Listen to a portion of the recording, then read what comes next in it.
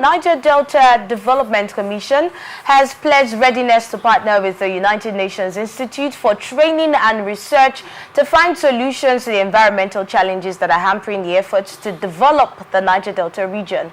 The NDDC Managing Director, Dr. Samuel Obuku, stated this during a courtesy visit by the team leader in the Strategy Planning and Coordination sector of the United Nations Satellite Center at the Commission's headquarters here in Port Harcourt.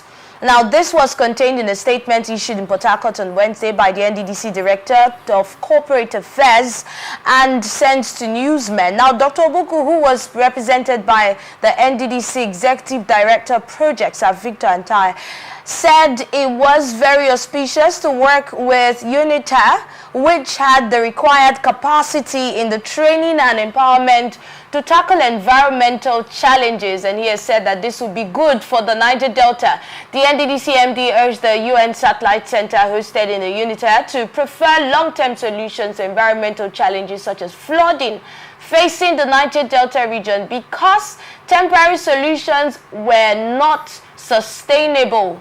All right, looking at temporary solutions where we are right now in Niger Delta, especially when we talk about flooding and the environment, do you see this move as something that would help us? Well, the NDDC is an interventionist agency, and most of these projects that will bring lasting solution to the flooding menace that we are presently going through in the Niger Delta region. Are not just projects that the NDDC alone can actually carry or can fund.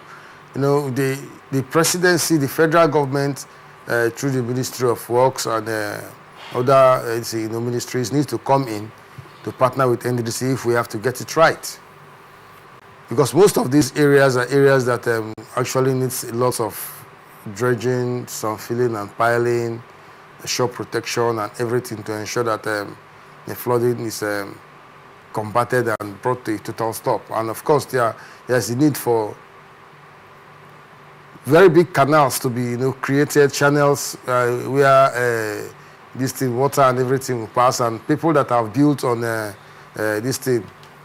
water passage routes, those buildings need to be looked at, brought down to create passage, because the moment you begin to occupy spaces, roads or channels that are meant for water to go through, of course it will cause flooding. So it's a good move by the NDDC. I want to thank Samuel Obuku. He's someone that from his inception in in the NDDC, he has he's trying. He has brought one or two new programs to bear. So, but then I think he should also engage the government and not to, because if he says he wants to do it alone, probably he might succeed in doing maybe one or two before the end of his term, but I doubt it will make any difference. Like he has said, the NDDC as an interventionist agency to bring some level of succor to the people of the Niger Delta has its responsibilities. For me, I do not think it's something to be excited about when they have to wait until a certain group come to pay them courtesy call before they begin to, tell us that this is what they want to do, as much as I know that we have Ministry of Environment, Ministry of Works, and all of that, even the National Orientation Agency, the National Emergency Agencies, they all have responsibility as regards flooding. Talking about them now, how much would you say we are doing in handling our environmental challenges? But we have not really done. We've not done well in that aspect. Flooding is not something. It's not happening as a surprise. It's not something that we just wake up one morning and we see flood has taken over. It has been a recurring issue, and even before the flood comes, people have been notified, which means they know that this flood will happen. So what is the challenge? The challenge is we have bad record with preparing for emergency situations. We don't have that. We don't know how to prepare for the doomsday, especially when we know that it will happen. There's a saying that a war that is announced you know, hardly even get to somebody that is physically challenged, because at that point in time, you already know that the war is coming. You know, you run to safety. But when you wait until the war comes before you start running, as somebody who is, you know, physically challenged, you may not be able to get to safety before you become a casualty. So for me, these are statements that we keep hearing from, you know, agencies, institutions of government. We are tired of statements. We want to see actions. If you go to some sections of this West Road today, since that last flooding till now, they are still doing piling and all of those things. These are areas that should have been put properly in place, and, you know, remedial works should have been on the ground to withstand any flood that will come in the future. But when you wait until it happens and you begin to give promises that this will pass and all of that, let's really talk about the emergency measures now. Let's talk about that, because some states in Nigeria currently are experiencing this. Lives have been lost, properties have been lost. States.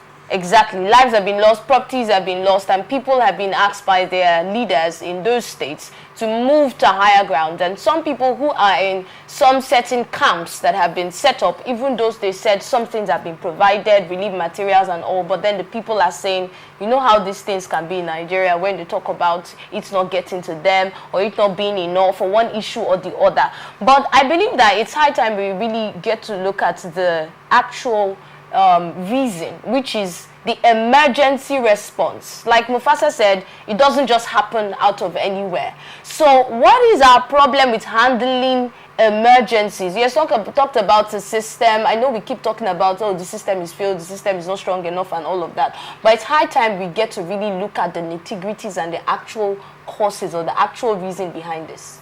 We actually have fantastic systems, and if they are ready to work, these issues would have been addressed head on. But I'll tell you, we have a government in denial that have refused to do the right thing. They see every opportunity as an avenue, you know, to make money, to embezzle money.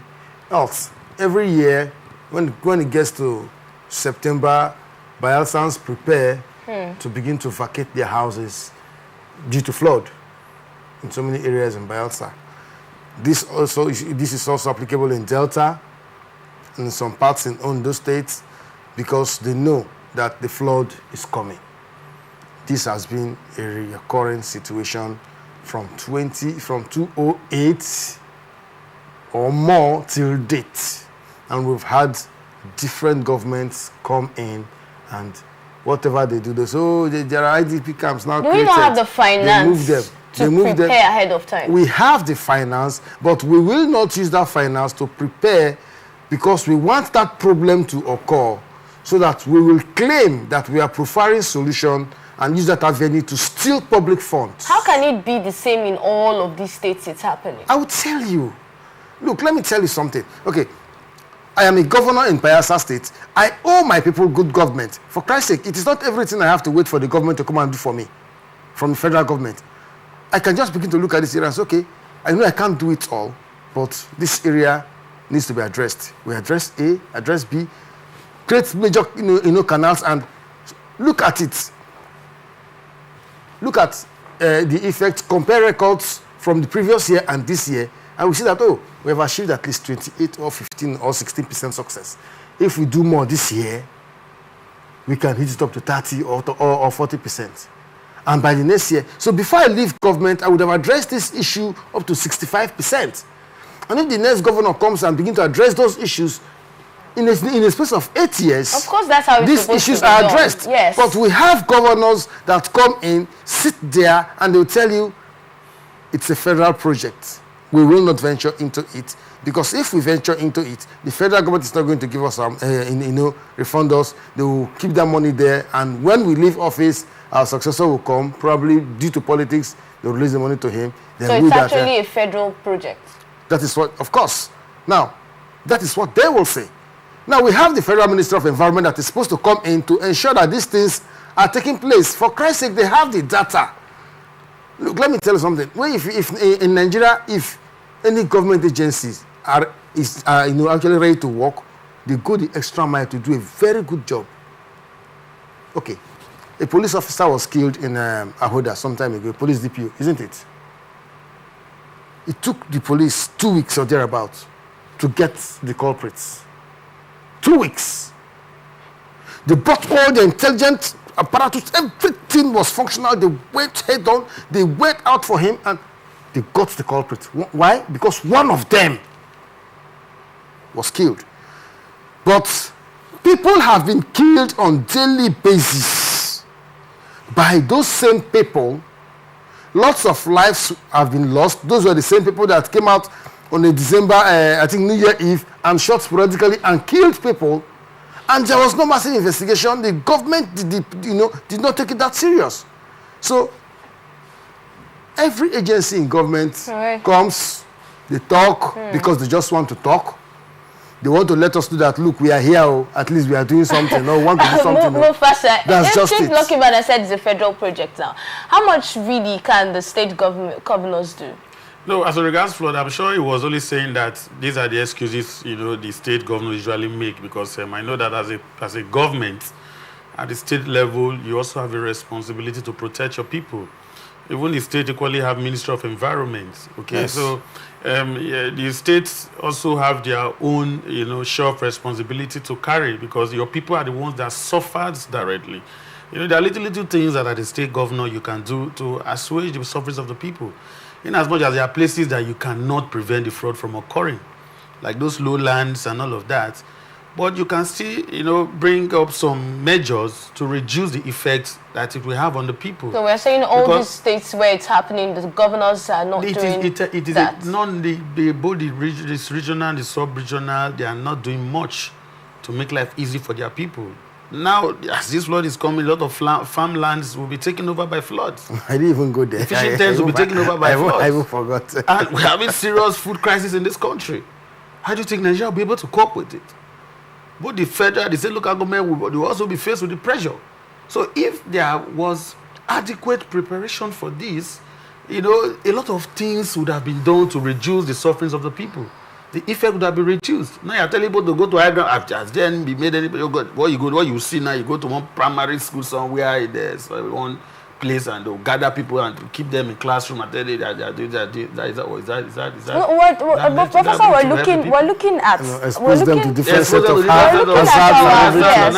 then having in mind that children will be involved in all of it. But then I'm more concerned about preferring solutions to this issue. No, that's what we're saying. Yes, I know we're looking at the effect. There are lots of effects, and even though we've been hearing in the news, government gave this in this particular state, 1 billion naira to farmers in that particular state to help them recover what they have lost, their crops and all of that. But then before it happened, I'm taking a look at what you said earlier about our response or our approach to emergency. Does it mean that all of these state governors, do we have a problem with what exactly is the problem? Because can we generalize it and say, they are all not responding properly to emergency measures? Now let me just say something. Flooding is not peculiar to Nigeria alone. Even in America, there are states where you see the whole area being taken over by flood. But in such places, governments make adequate provisions for these people. That is what we are saying. We as the people, there's a limit to what we can do. The government has to make preparation. That is the solution. The solution does not come after the problem has happened. The solution can come even before the problem comes. You know that you've already made adequate preparation. One, they're telling people now to move to higher grounds. We're asking, where are those higher grounds? Now, as we talk now, a lot of farmlands and all of that will be taken over by flood. Which means if the government had made provision for people now to go into that, what they call dry season farming and all of that, a lot of this is 21st century, for crying out loud. You can make crops that grow already in rainy season grow in dry season to ensure that it does not affect the food production. So that before the flood comes, farmers have already harvested their crops, and these are solutions that the government can make. That's why I told you now in this discussion that the states, the local government, the federal government, the state government, they all have their portion of blame in this matter, because if they have made all these provisions that I mentioned now in place, get shoppers, because there are places where it becomes difficult to come out. You watch how they handle emergency even in the West. You see how they value the lives of their people. These are things that government can, let us copy some of these good things that we'll go abroad and see. They watch CNN every day. So, conclusively, we want solution. We want a better life for the people. And the solution I'm providing here is, before this thing happens, whatever the governments know and they think that will make things easy for the people, they should do it. The resources are there. Okay, so we have the resources. That's not the issue. Yes, we do have the resources. Let me also add, if the government wants something, they go for it and they get it no matter the obstacles that that they have to go through. Take for instance, when they've discovered this thing LNG, when they needed a FINIMA, they resettled the community. Am I right? They moved them to another place, settled them as a community, and made use of that particular place. Now we have flood situations. It's not as if we don't have high grounds that most of these communities can be resettled to. For Christ's sake, resettle them. Build a new whole. What will it cost Beautiful you? tents. Yeah, build a new whole community and this thing. Move them over there. Let them say, look, we know this is your ancestral home. We are not saying we are taking it. No. A temporary measure. Stay here for 10 years while we have time to address the issues. Be developing this ancestral home. So vacate the people from the move them to a place where they will be comfortable, and you begin to work on those areas. After everything, you say, okay, you can come back. For Christ's sake, we have lands. Okay, in Nigeria, there are lots and lots of lands that have not been occupied, for Christ's sake. We have forests here and there that are actually high grounds that the government can say, okay, let us clear this area, build houses here, relocate you people here, live very well while we begin to address these issues. Which of the government are we talking about now? The state government or the federal government? It has to be a collaborative effort. Look, if the government per se wants to do it, they have to come together to say, okay, both the state, the federal, and the local government. All right. Let us address this issue, and they will get it right, for Christ's sake. Okay, talking about the federal government now.